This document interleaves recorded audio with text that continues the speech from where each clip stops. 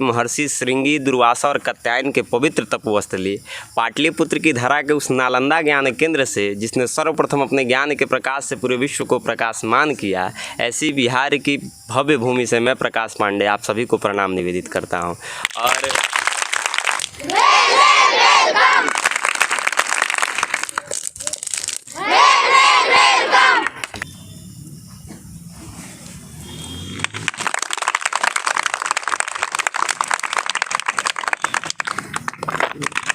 नमस्कार, आप देख रहे हैं बिहार पब्लिक न्यूज़ मनीष सिंह के साथ। आज हम अपने क्लास पर बुलाए हैं एक ऐसे व्यक्ति को जो बीते 2 अक्टूबर को पूरे देश से 25 युवाओं को बुलाया गया था संसद भवन में भाषण के लिए। उसमें से पूरे अपने देश के 25 युवाओं में अपने बिहार के गोपालगंज जिले के ऊंचका गांव मंडल के अंतर्गत सांखे ग्राम के निवासी प्रकाश पांडे जी यहाँ से गए थे। हमें बड़ी खुशी है कि हमारे क्षेत्र से, हमारे ज़िले से हमारी मिट्टी की खुशबू को ले जाकर संसद भवन में गमका दिए। बहुत बढ़िया बोले, यहाँ तक कि जो लोकसभा के स्पीकर हैं उन्होंने भी अपने ट्विटर पर ट्वीट किया हुआ था। और इनके भाषण को खुद हम जानेंगे क्या इन्होंने कहा था उस दिन, इनके परिचय के साथ और इनके भाषण को सबको सुना जाएगा। आप देखते रहिए बिहार पब्लिक न्यूज़ मनीष सिंह के साथ। मिलते हैं इनसे। तो सबसे पहले आपका तो हमारे चैनल में बहुत बहुत स्वागत है और हमारे बच्चों की तरफ से बहुत बहुत स्वागत है। बहुत बहुत धन्यवाद, बहुत बहुत धन्यवाद आपके पूरी कोचिंग संस्था के बच्चों का और आपके प्रति विशेष आभार। जैसे नेहरू युवा केंद्र संगठन पूरे भारत भर में कई जिलों में जो है स्थापित है, तो वो युवाओं के व्यक्तित्व विकास के लिए विभिन्न कार्यक्रम चलाता है। तो नेहरू युवा केंद्र या फिर कोई महाविद्यालय हो स्नातक और स्नातकोत्तर स्तर तक का, तो वहाँ पे राष्ट्रीय सेवा योजना जिसे हम लोग NSS कहते हैं, तो वो व्यक्तित्व विकास के लिए युवाओं के विभिन्न तरह के कार्यक्रम चलाते हैं। तो लोकसभा संसद के लोकसभा अध्यक्ष जी के द्वारा ये कार्यक्रम चलाया जा रहा है 1 साल पहले से, कि जो हमारे स्वतंत्रता सेनानी रहे उनके जयंती पे जो है देश से कुछ चयनित युवाओं को संसद में बोलने का अवसर मिलता है। तो उसके कई माध्यम थे, जैसे कि UGC यूनिवर्सिटी ग्रांट कमीशन, उसके माध्यम से कुछ नेहरू युवा केंद्र के माध्यम से बच्चे पूरे देश से सेलेक्ट होकर वहाँ 2 अक्टूबर को गांधी जी पर और शास्त्री जी पर जो है अपने विचार रखने के लिए गए हुए थे। तो यहाँ पे अपने ज़िले लेवल पे जब हुआ था, नेहरू युवा केंद्र ने ही करवाया था, तो यहाँ से मेरा नाम सेलेक्ट हुआ। तो गोपालगंज से मेरा नाम सेलेक्ट हुआ पटना के लिए। तो पटना फिर गया, तो पटना 38 ज़िलों के लड़कों के साथ फाइट हुई। तो वहाँ पे भी जो है भगवान की कृपा से जो है वहाँ भी पहला स्थान रहा। और वहाँ से फिर 3 मिनट का वीडियो बनाकर भेजना था। 3 ही मिनट समय ही था, गांधी जी पे विचार 3 मिनट में रखना था पूरा। तो वहाँ से वीडियो बनाकर भेजा गया दिल्ली, और दिल्ली जैसे 28 राज्यों और 8 केंद्र शासित प्रदेशों में से बस 25 ही को सेलेक्ट करना था। तो वहाँ उस वीडियो को आधार बनाकर बच्चों को सेलेक्ट करना था, जिसमें से 25 बच्चों को सिलेक्शन में 7 ही बोलने के लिए सेलेक्ट होने थे। तो उसमें भी प्रभु की कृपा से पहले स्थान पर सिलेक्शन हुआ। तो ये सबसे पहले नेहरू युवा केंद्र और लोकसभा अध्यक्ष जी के प्रति मेरा आभार है। मैं आभार व्यक्त करता हूँ, क्योंकि वो ऐसे कार्यक्रम चला रहे हैं कि एक सुदूर गाँव का बच्चा भी संसद तक पहुँच सकता है। तो यही जर्नी रही। चूँकि गांधी जी पे अपने विचार रखने थे कि वर्तमान में गांधीवाद की प्रासंगिकता क्या है, तो मैंने कहा था कि जो है एक चीज़ बीच में पूछना चाहूँगा कि जैसे तो सबसे बड़ी बात है, एक तो वहाँ पर जो संसद में जाते हैं, हम सभी को पता है संसद में वही जाता है जो चुनाव जीत के लोकसभा का सदस्य बन करके, जैसे कि सांसद बन करके जाता है। और आप बिना सांसद बने ही यहाँ से चले गए, बिना वोट के, और अपने पावर अपने शिक्षा के बल पर, अपने मेधा के बल पर चले गए। इसके लिए मैं बच्चों की तरफ से चाहूँगा कि इनके लिए तालियाँ होनी चाहिए, है ना। बच्चों को दिखाइए। देखिए हमारे बच्चे जो हैं इनके स्वागत में लगे हुए हैं कि ये अपने क्षेत्र से प्रकाश पांडे जी हमारे मित्र भी हुए, तो यहाँ से अपने मेधा शक्ति को बढ़ा करके वहाँ तक गए हैं। तो इनको भी इसके लिए सीख मिलेगा, इसीलिए बच्चों के सामने ये इंटरव्यू लिया जा रहा है, ताकि बच्चों को भी सीख मिले और ये भी इनके जैसा कार्य करें, इनसे भी और बड़े कार्य करें, ताकि कुछ प्रेरणा मिले इनसे। इसीलिए इनको मैंने बुलाया और बच्चों को भी थोड़ा प्रेरणा मिले। और आप सभी अगर देख रहे हो और इन बच्चों से ज़्यादा प्रेम करते हो, आपके घर भी ऐसे छोटे बच्चे हो, तो अपने बच्चों को जरूर दिखाएं। और ऐसे ही हौसला बढ़ाने के लिए आप हमारे चैनल को सब्सक्राइब कर लें, लाइक करते रहें और वीडियो को ज़्यादा से ज़्यादा शेयर करें, क्योंकि ये अपने गोपालगंज की मिट्टी से एक ऐसे युवा पुरुष जो यहाँ से लेकर के पूरे बिहार में डंका बजाए, फिर बिहार से डंका बजाते हुए पूरे दिल्ली में, यानी भारत के लगभग 36 राज्यों में ये एक ऐसे व्यक्ति हैं जो कि अपना डंका लहरा चुके हैं। कहा गया कि 7 लोगों को बोलना था, उसमें से एक ये थे, यानी कि पूरे भारत के सुपर 7 में से ये उसमें सेलेक्टेड हुए थे। इसके लिए बहुत बहुत धन्यवाद और आभार इनका कि इनका जो है ना, इनका जो शिक्षा है, ऐसी शिक्षा इनको मिली है कि ये वहाँ तक पहुँच पाए। उसके बाद मैं चाहूँगा कि ये जानना कि उस दिन आपने क्या कहा था कि आपके हिंदी भाषण को सबसे नंबर 1 स्थान मिला हुआ था, और जो कि बिड़ला जी ने, जो लोकसभा के अध्यक्ष हैं, उन्होंने भी जो है कि आपको ट्विटर से बधाई दिया था, ट्वीट किया हुआ था। क्या आपने ऐसा कह दिया था? जरा हमारे बच्चों को और हमको और यहाँ हमारे चैनल में देखने वाले सभी लोगों को सुनाए कि उस दिन आपने ऐसी कौन सी भाषण दी थी, जरा उसे एक बार अपने शब्दों में बयां करें। जैसे बहुत कुछ विशेष नहीं था, परंतु जब हम गांधी जी की बात करते हैं तो सामान्यतः लोग गांधी जी को जो है नकारात्मक पक्ष उनका देखते हैं और जो है गालियाँ देने लगते हैं। पर गांधी एक व्यक्ति नहीं थे, एक विचारधारा है, पूरी की पूरी एक ऐसी विचारधारा जिसको पढ़ा जा सकता है, एक धार्मिक विचारधारा भी, क्योंकि हम सुनते हैं कि वो मतलब राम राम जपा करते थे, हे राम। तो जानने की ज़रूरत है कि गांधी जी चाहते क्या थे, उनकी भावना क्या थी, युवाओं के लिए उनकी क्या मतलब सपना था कि युवा क्या करें इस देश के।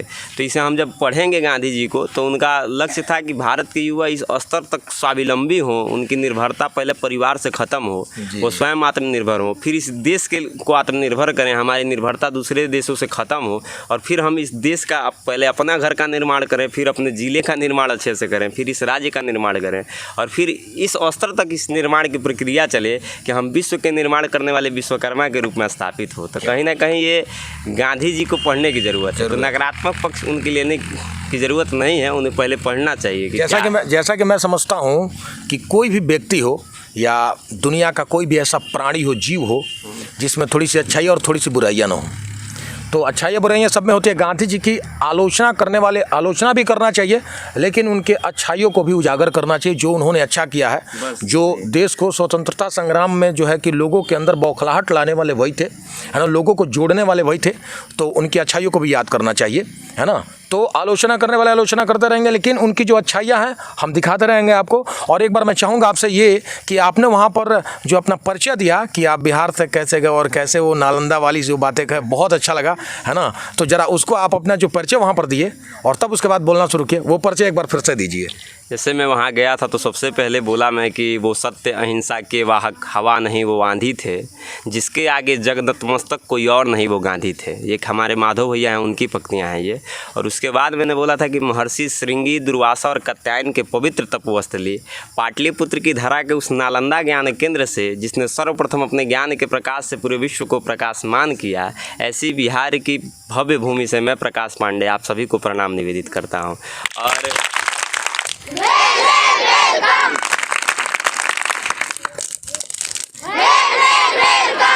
ये बच्चे ऐसे परिचय पे जो है वहाँ पे तालियां बजी, ये मेरे लिए गौरव की बात है, क्योंकि वहाँ परिचय पे बहुत किन्हीं चिन्हीं लोगों पे जो है परिचय पे तालियां बजी। ये सुन करके ना हमको लग रहा है कैसे आप बोल दिए, इतनी कठिन कठिन लाइनें कैसे आप बोल दिए, और इतना बढ़िया से बोलते हो, शब्दों में वजन है, किस शब्द को किस तरह से कहना है उस प्रकार से आपका ऐसे बोल दिए, ये तो बहुत अच्छा लगा हमको। ये बोलने के पीछे एक विशेष कारण ये था, क्योंकि एक बिहार को और बिहारी को लेकर एक धारणा है पूरे देश में कि बिहार तो पहले शिक्षा के स्तर पर सबसे पीछे है।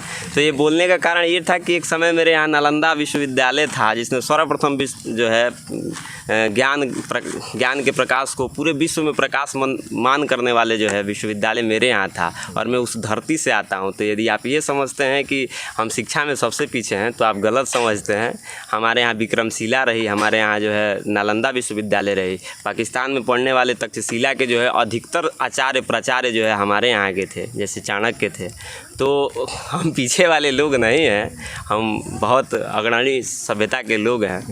तो बस यही था परिचय में नालंदा विश्वविद्यालय को बताने का कारण यही था, क्योंकि बिहार को बस 3 मिनट समय में बिहार को बता देना ही बहुत बड़ी बात होगी। तो इसलिए मैंने बहुत नालंदा कह देना अपने आप में पर्याप्त है, जहाँ कभी हेनसांग आया, कभी जो है चीनी यात्री आए, यूनानी यात्री आए, यहाँ पे शिक्षा ग्रहण किए। तो एक बहुत बड़ी विरासत है बिहार की। है, मेगास्थनीज है, बहुत सारे लोग यहाँ और यहाँ से बिहार शिक्षा ग्रहण के सीख करके गए। जो महात्मा बुद्ध पूरे विश्व में शांति का ज्ञान दिए और शांति स्थापित करने के लिए बौद्ध धर्म की स्थापना की, उस महात्मा बुद्ध को बिहार की धरती पे यदि ज्ञान प्राप्त होता है तो आप समझ सकते हैं कि बिहार के ज्ञान का स्तर क्या है। वो तपोभूमि है, तपोभूमि है। और जो है उन्हें किसी गुरु से ज्ञान प्राप्त नहीं हुआ, ये बात मैं भी मानता हूँ, लेकिन ये इस मिट्टी की जो इस मिट्टी से प्राप्त हुई, तो ये माटी की सुगंध, इस मिट्टी की जो है शक्ति है, पावर है, जो कि उनको इतना ज्ञान। और यहाँ पे बैठे कई बच्चे ऐसे हैं जो कल देश विदेश और कई जो है जगहों पे सांखे पंचायत का, पूरे ज़िले का नाम रोशन करेंगे, क्योंकि अभी तो हम यहीं के हैं, यहीं के रहने वाले हैं, कल को फिर सामान्यता दिखाई देंगे, आज भी सामान्य है। तो कौन क्या है, ये उसके अंदर क्या है, ये गांव छोड़ने के बाद पता चलता है। भले हो सकता है गांव में सम्मान ना हो, लेकिन यही बच्चे कल को जो है देश का जो है नाम रोशन करेंगे, भविष्य है देश के। हम जैसे युवा भी, आप भी, तो आपकी भी जो सामाजिक, आप भी कई बार प्रेरणा स्रोत हैं मेरे। जैसे यहाँ पे गांव पे रहना, खासकर जो बच्चे, जिस समय नकारात्मक विचार बहुत ज़्यादा बच्चों के दिमाग में चलता है, उसका खंडन करके सकारात्मक विचार किसी के अंदर प्रेषित करना, ये मैंने आपसे सीखा है। क्योंकि ये भूतल पे आप काम कर रहे हैं। लोग सोशल मीडिया पे लिखते हैं कि फलाने को जागरूक किया गया, चिल्लाने को जागरूक किया गया, लेकिन एक लड़के को, एक लड़की को जागरूक कर देना, मतलब पूरा एक लड़की जागरूक होगी तो एक पूरा परिवार जागरूक नहीं होगा, 2 परिवार जागरूक होंगे और आने वाली कई पीढ़ियाँ जागरूक होती हैं। तो आप बहुत अच्छा काम कर रहे हैं, हमेशा से मेरे प्रेरणा स्रोत रहे हैं। बहुत बहुत धन्यवाद कि आप मेरे लिए इतना सारा कुछ कहा। और हम अपने चैनल की तरफ से और अब सारे विद्यार्थियों की तरफ से, कोचिंग की तरफ से हम आपको सम्मानित भी कर देना चाहते हैं, है ना।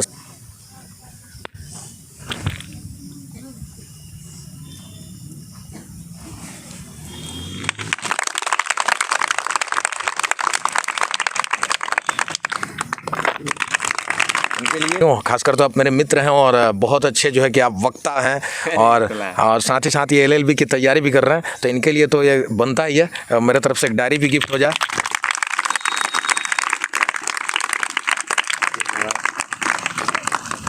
तो देखिए, ये बिहार पब्लिक न्यूज़ एक न्यूज़ चैनल ही नहीं है, बल्कि समाज में जागरूकता फैलाने वाला एक चैनल है।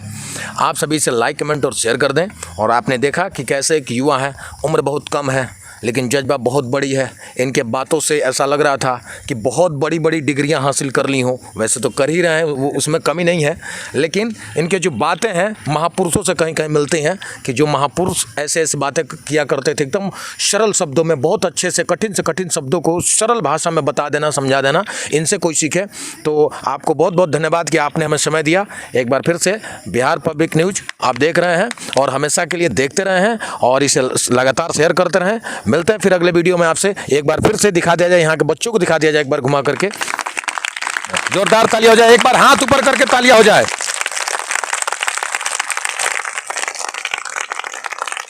और एक बार आपको, आप सभी को मैं एक बार दिखा देना चाहता हूं कि हमारे बच्चे कैसे वेलकम ताली बजाते हैं, है ना, वो भी मैं दिखा देना चाहता हूं। इनके लिए जब ये आए तो इनका वेलकम कैसे बच्चे किए थे, एक बार देख लीजिए। तो आप लोग वेलकम ताली के लिए रेडी हैं? Ready, start.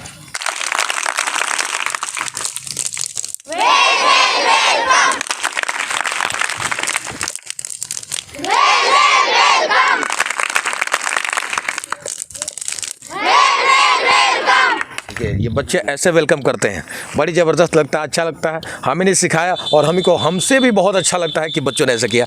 चलिए, बहुत बहुत धन्यवाद, देखते रहिए और बाकी लोगों को भी दिखाते रहिए। बहुत बहुत धन्यवाद। मैं मनीष कुमार सिंह, बिहार पब्लिक न्यूज़, बहुत बहुत धन्यवाद।